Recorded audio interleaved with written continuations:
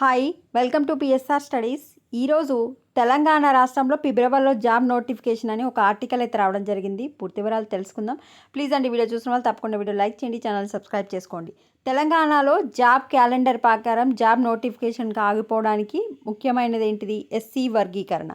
So ఈ SC వర్గీకరణ report, స్థానిక సంస్థలో బీసీ రిజర్వేషన్లపై ప్రకటన, రైతు భరోసా, కొత్త రేషన్ కార్డులు, ఇందిరమ్మ ఇండ్లు, జాబ్ నోటిఫికేషన్లు అన్నీ వచ్చేసి మనకు జనవరిలోనే విడుదల కానున్నాయి. ఈ రిపోర్ట్స్ అన్నీ చూసుకుంటే చూడండి.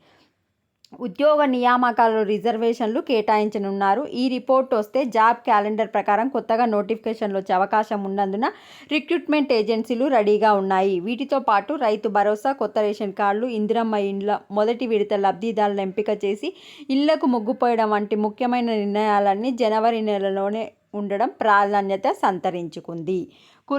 కులగణన సర్వేలో భాగంగా రాష్ట్రంలో ఉన్న ఇండ్ల నుంచి దాదాపు 97% మేర వివరాలు సేకరించినట్టు తెలిసింది.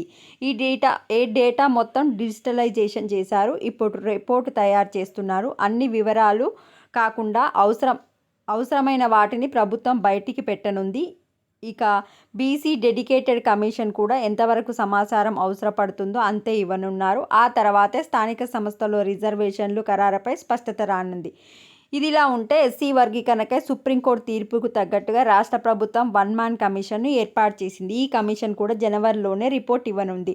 ఈ రిపోర్ట్ వచ్చిన తర్వాతనే కొత్త నోటిఫికేషన్లు ఇవ్వాలని ప్రభుత్వం నిర్ణయించింది. దీంతో ఎస్సీ వర్గీకరణ రిపోర్ట్ వచ్చాక కొత్త రోస్టర్తో జాబ్ క్యాలెండర్ ప్రకారం నోటిఫికేషన్ ఇచ్చేందుకు రిక్రూట్మెంట్ ఏజెన్సీలు ఏర్పాటు చేస్తున్నట్లు తెలిసింది. జనవరిలో ప్రక్రియ పూర్తయితే ఫిబ్రవరి నెల మొదటి వారంలో అయినా ఇచ్చే ఛాన్స్ ఉందని అంటున్నారు.